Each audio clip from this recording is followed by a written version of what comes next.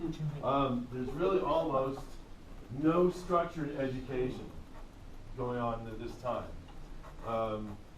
All of the fantastic architectural feats that the Romans achieved and so forth just kind of gets buried away and stored away and lost, really not followed up on. The only kind of sort of remnant of education whatsoever is left to the Christian church. Now at this time, because one of the reasons that the Roman Empire fell was the rise of Christianity, and if you remember, we were talking about, when we talked about the Roman Empire, we're talking about a belief system that is one supreme God versus a series of gods. And a lot more sort of, I'll call it forgiving behaviors that were not necessarily oriented towards the afterlife in the Roman belief system. But the Christian church, which at this time is the Roman Catholic Church, that's it, is kind of fractured, but is the entity that kind of comes out of this rubble of the Roman Empire. So, as the rise of feudalism takes place, there are some lords who subscribe to Christianity and some lords who don't, and have more of a pagan belief system. And most of the subjects of the feudal lords aren't necessarily Christian because, again, they're not educated. They have no way of knowing what the sort of rules or beliefs of the church are. Now, a lord may take on the beliefs of the Christian church and force his subjects to be such, but secretly they're going to continue to stick to their pagan rituals. And this goes on for hundreds and hundreds of years. But if there was a slowly pervading element at around 800, you remember the name Charlemagne at all from World Civ class that you may have had in like 9th grade or something. That was one instance where the Holy Roman Empire was briefly reunited under one church belief system, and that was around the year 800. But after he died, everybody wanted a piece of that, and then all kind of splintered and fell back apart. So, as I said, the Christian church, which remember, from the Roman times, associates popular entertainments with sinful debauchery behavior that is not really in accordance with their belief system. So, what was available in terms of performance entertainment was usually traveling individuals who would go from town to town, which usually meant kingdom to kingdom, passing the hat to play some delightful songs and some dances that may go along with the songs, or some kind of juggling entertainment, or trained animals, things like that. They were light individual amusements. So you would get the jesters and minstrels and mimes and scops. Scops were specifically, anybody knows where the Teutonic lands are? Germany.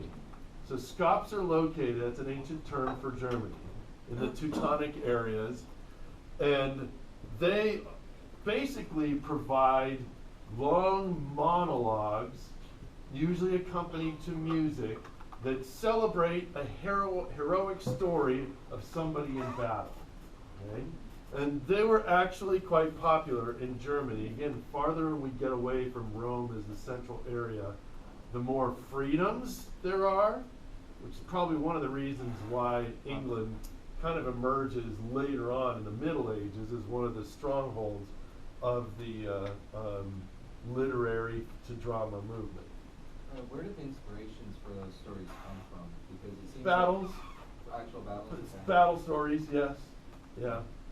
But because these scops were not presenting material that was enriching the church, and the church is emerging as the primary source of social identity, they were denounced as infamous by the church. Okay? So the church kind of discredits many of these individual performers. Now, the church has to battle's probably a good word for it, these pagan festivals, because the pagan festivals was where these guys kind of thrived the most. And these pagan festivals took place usually early in the winter cycle, around the winter solstice, which we now know to be December 21st or 2nd, as well as the spring fertility, meaning the celebration of spring, the outbreak of spring. It's time for flowers to blossom, animals to breed, themselves to breed, all kinds of stuff. Well, the church kind of recognized these pagan festivals as, we need to do something about this because it's strengthening the pagan beliefs. What significant holidays do we have that are significant to our church Christian Christmas. system? Christmas. That would be Christmas and Easter. Okay? Now, some scholar alleged, and I read somewhere, that Jesus' actual birthday is somewhere around late September. Okay? But in order to battle these pagan festivals and usurp them, to come in with, more influence, better toys, whatever, that teaches people, because again, you're dealing with a population that really has no education versus a population that allegedly knows something, a smaller ruling population. So they know better than those that have no knowledge. And then Easter, again, that whole celebration week of Palm Sunday, Passover, Good Friday to Easter.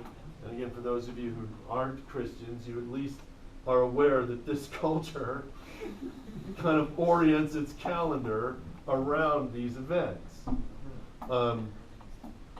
That's because the church somewhere around 400, 500, 600, 700, somewhere in there, said, let's make Easter here to kind of undercut the pagan festival. Smart marketing plan in some respects. So if you remember, back to the Roman days, we talked about these Attalon farces, which were basically about 15 to 20 minutes long of very bawdy behaviors, usually centered around a family situation. There's evidence that those were going on in some respect at these pagan festivals as well. And again, the farther you got away from Rome, the more likely that those would happen. So the church's reaction to all of this is that they have vehement opposition to secular performances. Secular means something of a non-religious nature. Okay? So the church decreed by the 8th century, and as again, if you remember, actors were not allowed to get married under the sacrament.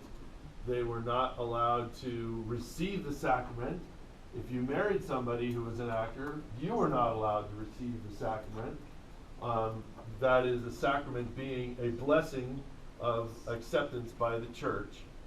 And so all performers in the 8th century are denounced as infamous. And again, this really wasn't officially lifted by the church until about 800, 900 years later. Okay? So actors have had to battle uphill when it comes to church regard for secular performances. And as it says here, actors were labeled as heretics. They were enemies of the church.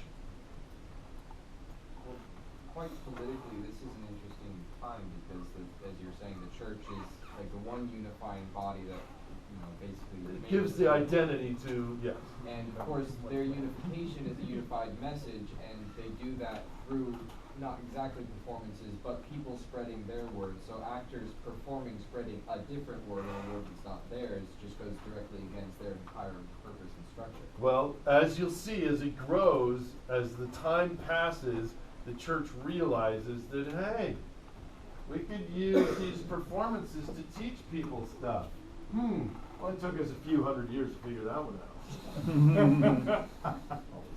Yeah. Are we talking mostly about Western Europe? We are talking Western Europe. So if we're looking at the Holy Roman Empire, we're basically talking the Byzantine area of Turkey on westward through what is today like Poland and the Czech Republic So westward. at that time, because you had mentioned the German lands and all that, were they all still speaking Latin at that time? Only the educated people were speaking Latin, and that's a significant point, which I'll get to in a moment. What were the Slavs doing at this point? I'm sorry? The Slavs? Well, they were considered, I mean, they were part of the more rustic parts of the Roman Empire, even bordering on barbarians. So they were pretty much still under, you know, kind of disjointed feudal rule. Tribes. Yeah. and such. So eventually the church starts to think about, depictions of Bible stories as lessons. What? Now, in the olden days, and well, I shouldn't say olden days, because in the Catholic Mass this still exists, but the Hours Mass is something that is kind of like an auxiliary Mass. Okay? You go to the official Mass, and there's this very ritualized structure, this, that, you have the sermon, presentation of the sacrament, blah, blah, blah. These are scripted and ritualized. These are performances, but they are very specifically laid out.